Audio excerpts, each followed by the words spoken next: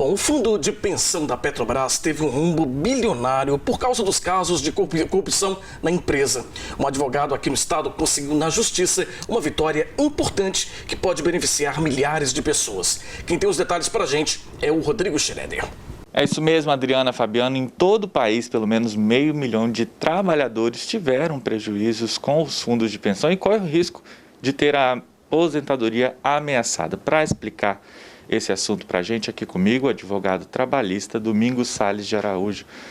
Queria muito agradecer a sua entrevista. Explica para a gente, é isso mesmo? Esses trabalhadores estão com as aposentadorias, podem ficar aí com a aposentadoria ameaçada? Rodrigo, nós nos deparamos com essa situação com a vinda de um cliente aqui aproximadamente em fevereiro deste ano. A gente muito via falar, mas não tinha visto a realidade. Realmente é uma realidade estarrecedora. Esses empregados da Petrobras, da Caixa Econômica e do Correio, por exemplo, estão sendo chamados a pagar um rombo, um prejuízo bilionário que não foram causados por eles efetivamente. Estudei a questão, analisamos melhor e optamos por seguir um caminho diferente do que tem sido feito até agora. Esse pessoal dos sindicatos e muita gente tem litigado contra o próprio plano de previdência. Lutaram e numa decisão recente o STJ suspendeu todas as ações dessa natureza a nível Brasil. Então, nós buscamos uma forma diferente de buscar o direito desses clientes nossos.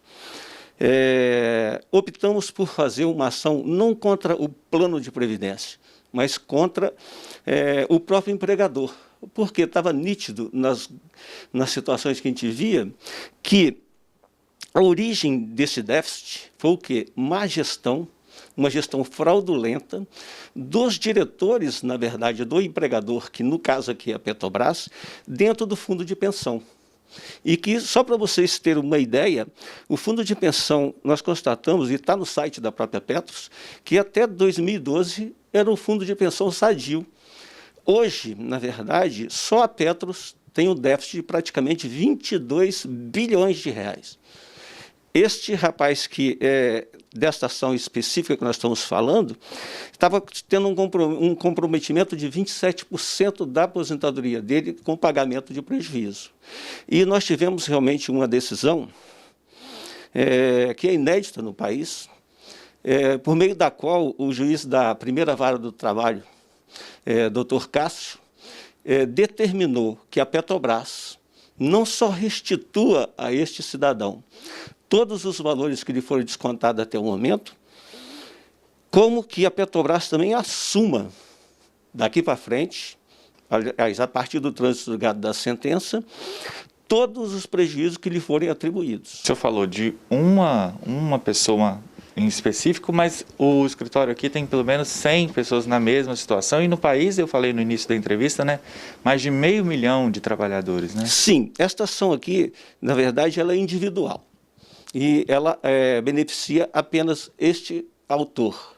Mas, na situação dele, realmente, só a nível da Petros, creio que deva ser algo em torno de 150 mil trabalhadores que estão entre ativa e aposentados. Somando os trabalhadores da Caixa Econômica e do Correio, que também têm uma lesão da mesma natureza, acho que chega em torno de 500 mil de trabalhadores afetados. Explica para a gente como é que funciona esses fundos de pensão, qual era a promessa no início e depois por que eles passaram a ter que pagar o prejuízo? O que ocorre? Os fundos de pensões têm realmente uma previsão de que, se houver prejuízo na operação, que esse prejuízo seja partilhado entre a patrocinadora, que é o empregador, e os participantes, que na verdade são essas pessoas.